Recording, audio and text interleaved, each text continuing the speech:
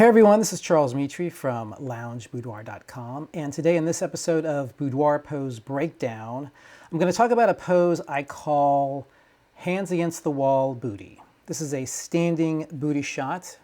Let me minimize my screen here. And so this is the shot right here in all its glory. So some of the key points to this pose are, number one, you need to arch the back. And if you're too close to the wall, as in this shot here, come on, Photoshop. There we go. Okay, as in this shot here, she's too close to the wall, and her weight is sort of stacked right on top of her leg here. There's no hip pop or anything. She's too upright. So I told her to, step back from the wall a bit so that you can rest your forearms against the wall here. And as you can see, she's back further from the wall here. And that allows her to arch that back and then to really pop that hip. So that's the first distinction. The second one has to do with her hair. Now, Bebby, that's her name, Bebby has long hair here, and it covers up a lot of her back, and I like that because in this shot here, we draped it all in the front, and it exposes her back, her arms. You have all this flesh here, and what it does is it doesn't distinguish the booty separate from everything else. Going back to the hair shot, the hair acts as sort of a natural vignette or a shadow, actually, covering up the flesh on her back, and it really separates or showcases her booty right here. Now, if your client does not have long hair, I would suggest putting her into a top, sort of a crop top, a dark top, but not one that will come down her waist far enough where there's no strip of flesh between the top of her bottoms and the bottom of her top. Got that right, yeah. As you can see in this hair example, there is a strip of flesh right at the bottom of her hair that you really want to have so that all the flesh, or three sides of it, well, four sides of it, top, left, right, bottom, is surrounded by her flesh color there.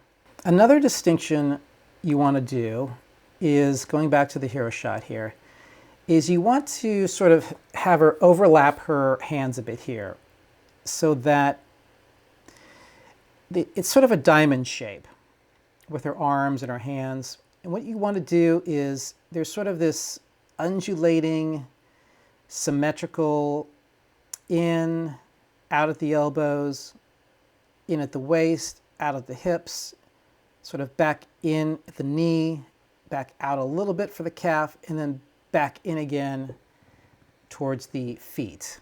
And that happens on both sides. And if her arms are in this position here, which I call goal posts, that breaks up any kind of curvy line from the top of her head, probably down to her waist. And it really kills the beauty of the shot.